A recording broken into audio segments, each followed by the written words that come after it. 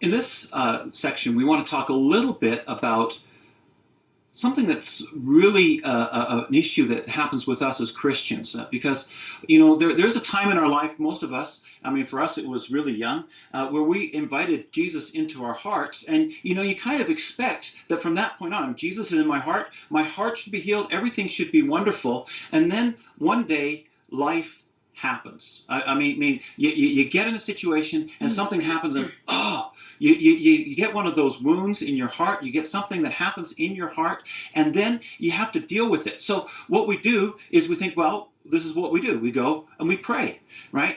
And we feel really good, or we go to church on Sunday and we sing, "Change my heart, oh God." And we feel God's presence, and we think, yeah, it's happened. My heart is good. And then 3 days later, it's like, oh man, I'm dealing with the same issue over and over again. And sometimes it can lead us to feeling like we're a bit of a failure.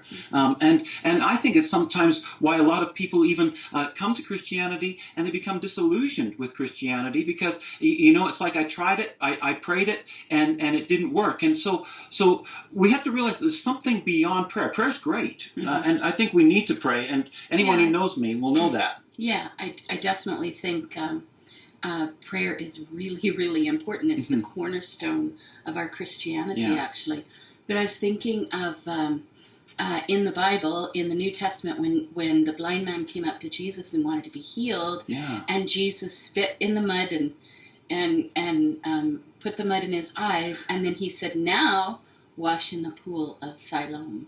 And it's sort of like, Jesus prayed over him, but then he had an action for him to do. In order for that healing to be complete, this man actually had to follow the action. And sometimes we need to know, okay, God, what are the actions that we need to follow following prayer, or during prayer, or after prayer, or whatever, in order to complete that healing of our heart. And I think that's really important that we realize there's a combination of spiritual and practical steps that we have to do together. Yeah, and Jesus, you can see that throughout the whole Bible, where Jesus teaches. Often, right? He's often telling people to go do this, go do that, or look what this person did, and that's really a key, I think, to doing it. So it's not just prayer; it's actually prayer and doing something with that. Right. Actually, if you think about it, even Jesus himself did it. He prayed, he walked with people, he always was praying to the Father. Then he had to do the very hard thing